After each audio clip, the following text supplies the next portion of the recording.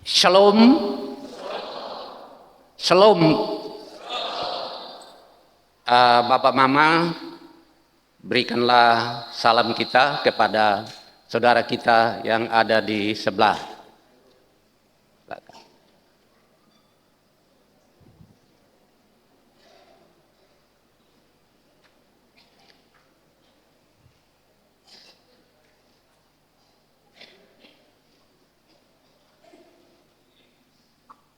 Shalom Bapak Mama. Dunia yang kita hidupi sekarang dan kita jalani, sadar atau tidak sadar, berdasarkan perkembangan ilmu pengetahuan dan teknologi, maka secara tidak sadar kita termakan, kita berada di dalam pengaruh itu. Tetapi John Locke,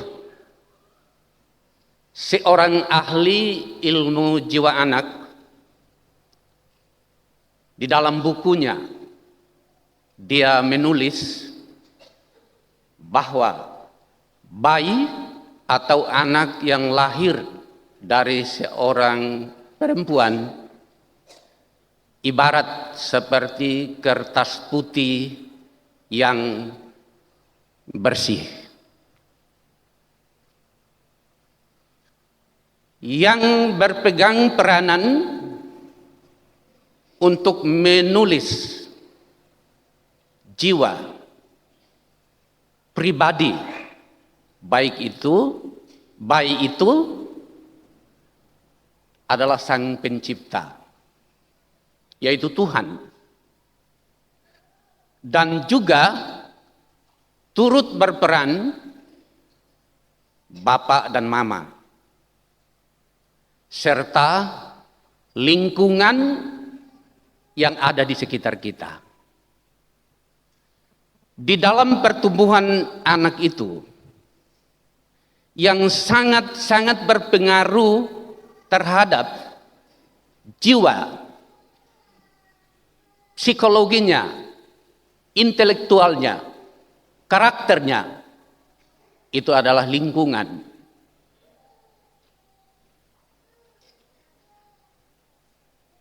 Sehingga kalau anak itu sudah besar dan dia keluar dari rumah, sebentar dia masuk, dia bawa kata-kata yang tidak etis, yang ia sampaikan. Dan kita dengar sebagai orang tua, itu adalah pengaruh lingkungan. Tetapi orang tua yang baik, bapak yang baik, mama yang baik, harus memanggil anak itu dengan kasih dan memberitahukannya dengan roh dan kebenaran, supaya apa yang dia dapat di luar dan dia bawa ke dalam rumahnya tidak boleh, karena itu adalah salah. Bapak Ibu, anak itu dia akan bertumbuh, dan pertumbuhan anak itu apabila peran orang tua, bapak dan mama, turut memperkenalkan kitab suci dan turut membentuk karakter anak itu dengan mengajarkan firman Tuhan kepadanya, penuh dengan kasih, iman yang benar, maka anak itu dia akan simpan di dalam hati, dan anak itu akan bertumbuh. Ya, seiring dengan fisiknya bertumbuh, maka imannya juga turut bertumbuh. Bapak dan mamanya akan senyum ketika anak itu dia tetap berpegang kepada iman, firman Tuhan yang diberikan oleh bapaknya. Bapak Ibu, firman Tuhan kita telah bacakan hari ini. Ayat yang ke-14. Tetapi hendaklah engkau tetap berpegang pada kebenaran yang telah engkau terima dan engkau yakini, dengan selalu mengingat orang yang telah mengajarkan kepadamu. Ayat 15. Ingatlah juga bahwa dari kecil engkau sudah mengenal kitab suci yang dapat memberi hikmat kepadamu dan menuntun engkau kepada keselamatan oleh iman kepada Kristus Yesus. Bapak Ibu, di mata Paulus, Timotius, walaupun usianya masih muda, tetapi dia memiliki iman dan ia taat kepada firman Tuhan. Hal itu Paulus menulis surat kepadanya sebagai anak rohani untuk mengingatkannya bahwa iman yang sekarang terbangun dan Timotius gunakan untuk memberitakan firman dan untuk menyatakan yang benar kepada orang-orang lain dan salah kepada orang-orang lain, itu Paulus harus tetap pegang teguh. Bapak Mama, iman yang bertumbuh dari Timotius bukan tumbuh dengan sendirinya. Tetapi ada dua orang perempuan hebat di belakang daripada Timotius, yakni ibunya sendiri, Eunike, dan neneknya, Lois. Dan kedua perempuan hebat ini adalah turunan Yahudi, dan iman mereka telah dibentuk. Mereka hidup dengan iman kepada Tuhan. Karena kasih sayang kepada anaknya Timotius, maka ibunya berperan memperkenalkan Alkitab atau kitab suci kepada Timotius. Dan bagaimana cara belajar yang baik agar iman itu bisa bertumbuh. Timotius sebagai anak, ia taat dan ia mengikuti semuanya itu. Karena ketekunan dua orang perempuan tadi dan juga ketekunan Timotius, maka iman dia itu bertumbuh. Ya. Bapak Ibu, saudara-saudara sekalian yang saya kasihi di dalam Tuhan Yesus Kristus, membaca firman Tuhan tidak seperti kita pegang Alkitab, keluar dari rumah datang ke gereja, dan sebaliknya keluar dari gereja dan kembali ke rumah. Tidak. Tetapi membaca firman Tuhan yang benar, ada ketentuan-ketentuannya. Tinggal saja bagaimana peran kita untuk melakukan itu. Bapak Ibu, kalau Timotius imannya bertumbuh oleh karena peran dua orang tuanya, sekarang timbul pertanyaan untuk kita sebagai bapak, sebagai mama yang melahirkan anak-anak yang sekarang ada ini. sejauh mana peran kita terhadap iman mereka. Apakah kita cuek? Apakah kita percayakan kepada gereja, guru sekolah minggu? Jawabannya tidak. Kita harus turut menulis kertas putih iman daripada anak itu. Bapak Ibu, kalau setiap kali anak kita pulang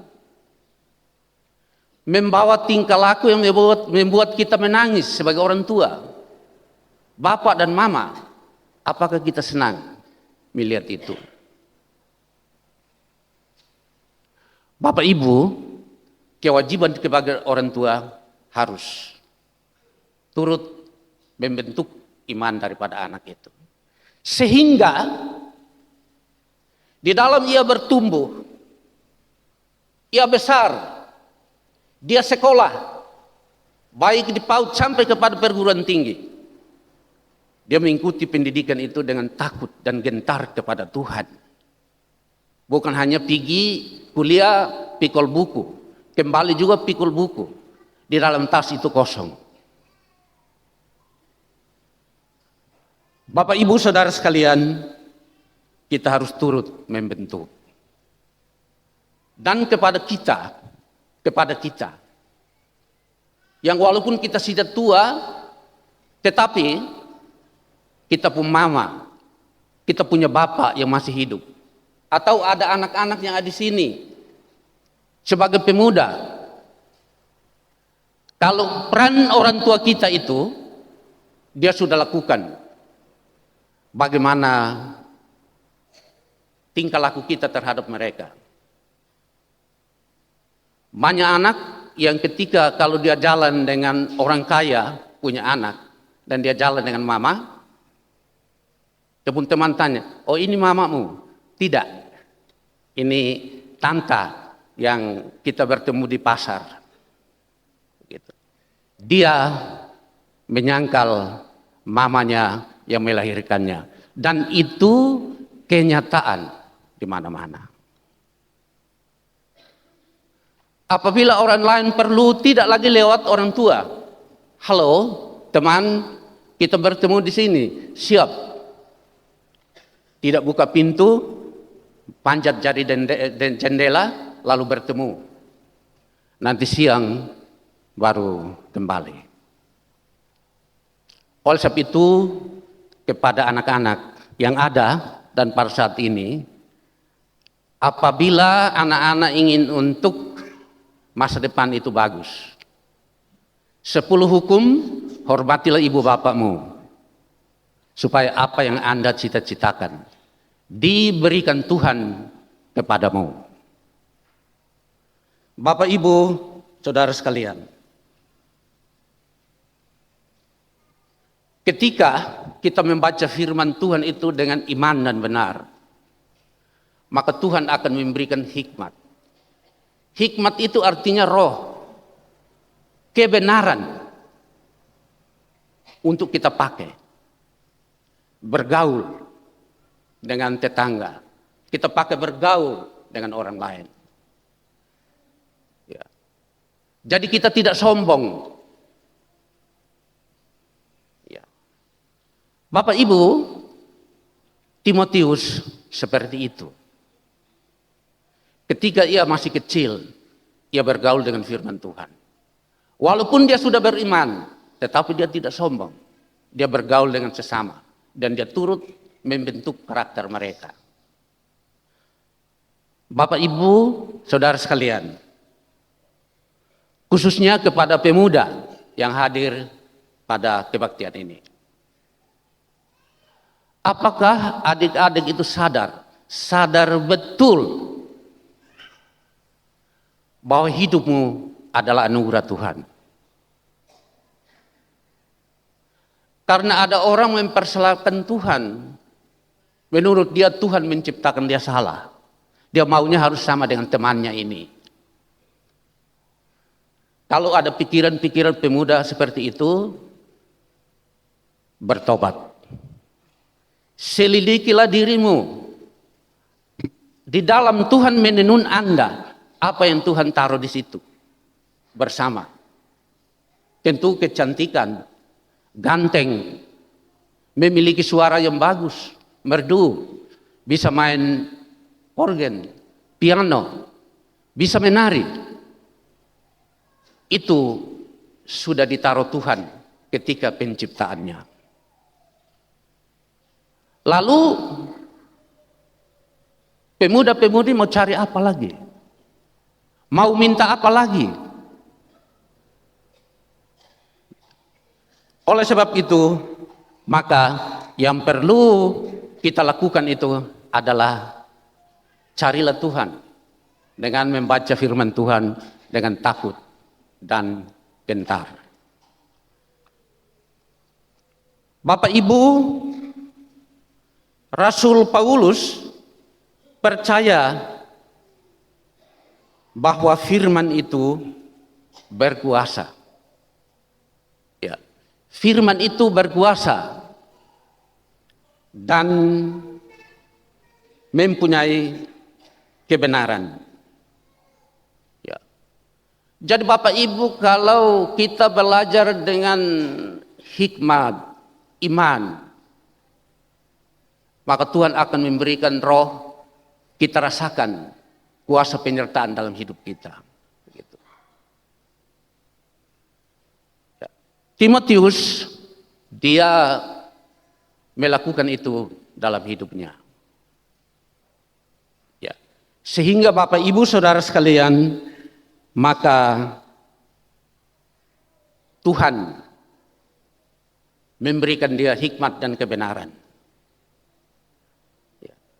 untuk mengajar, menegur orang yang salah, dan membimbing dia, dan mengajar dia dengan baik.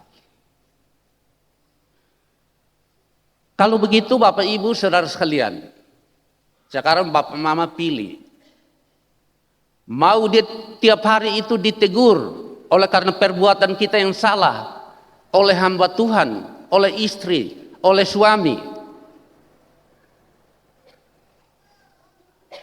atau kita memilih kita baca firman Tuhan. Karena di dalam firman Tuhan itu kalau kita baca dengan iman, ada kata-kata, ada kalimat yang secara spontan.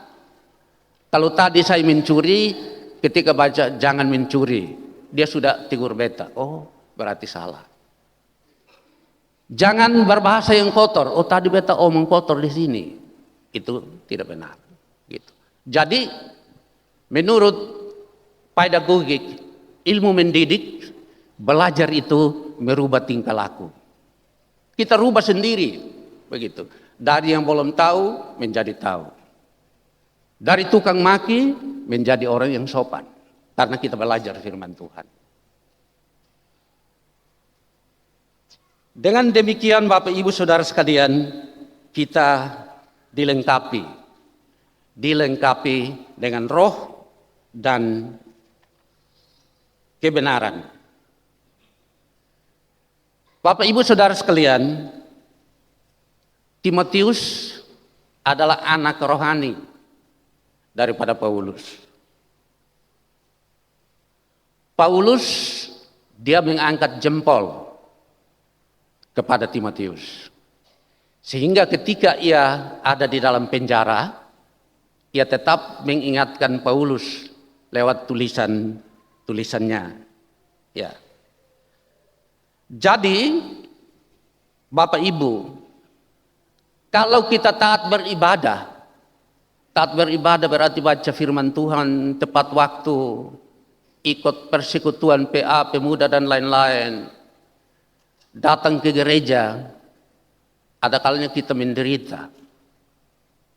Nanti tetangga bilang, tiap hari baca Alkitab, tiap hari pergi gereja, tapi mulutnya seperti ember. Ya. Tetapi kalau kita baca firman Tuhan itu berarti beribadah. Tidak apa-apa. biar ada orang yang mengatakan seperti itu, kita terima dengan mendoakan dia. Bapak Ibu, kita beribadah yang baik kepada Tuhan. Ada banyak orang membenci kita. Tetapi itu adalah selip yang perlu kita harus pikul. Itu adalah selip yang perlu kita harus tanggung. Karena lewat selip itu, iman kita akan bertumbuh. Untuk kita bisa dapat menjalani hidup kita hari demi hari. Bapak Ibu,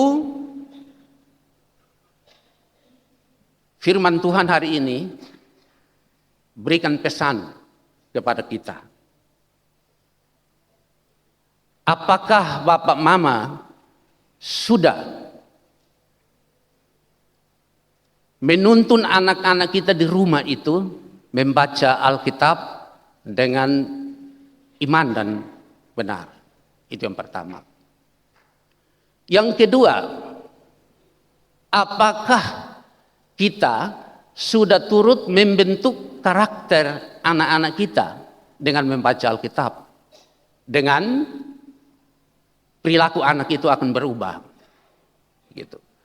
Kalau Bapak Mama sudah lakukan itu, maka tidak perlu ragu terhadap masa depan anak-anak kita. Tidak perlu. Itu yang pertama. Yang kedua, kita juga harus ingat kepada Bapak Mama atau orang yang pernah menolong kita. Membentuk atau menasihati kita. Itu perlu ingat mereka.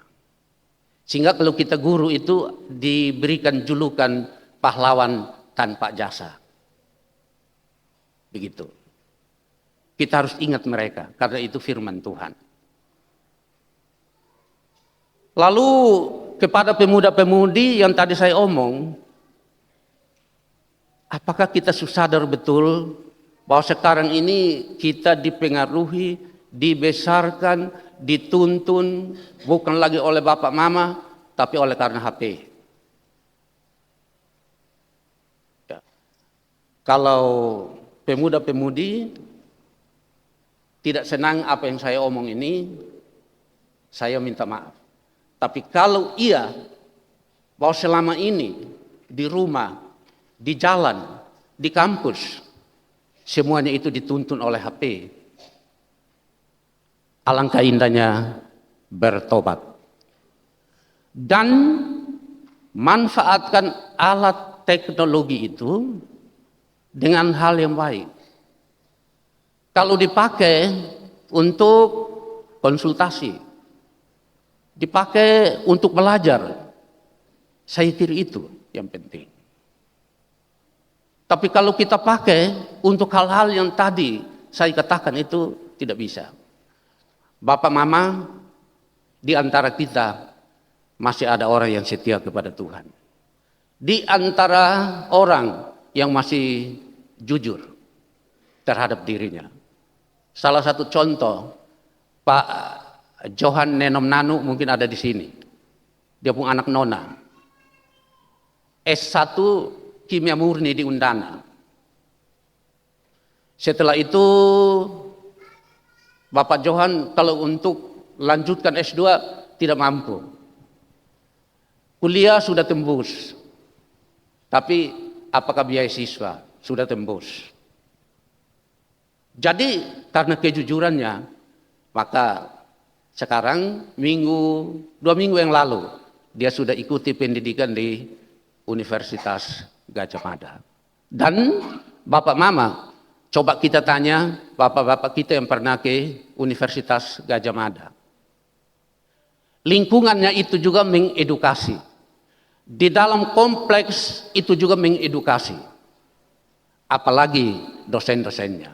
Oleh karena ketaatan tadi. Jadi belajar itu harus bersungguh-sungguh.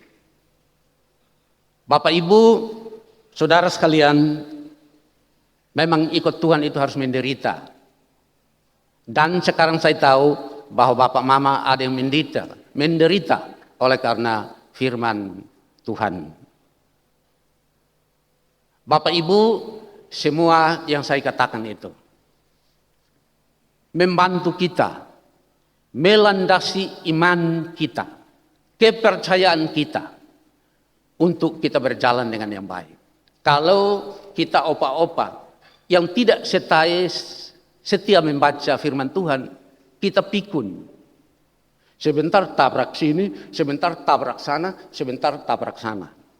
Tapi kalau kita tetap baca firman Tuhan, hidup kita tetap Bapa Nas ada ini. Dan begitu. Bapak Ibu, firman Tuhan hari ini seperti itu.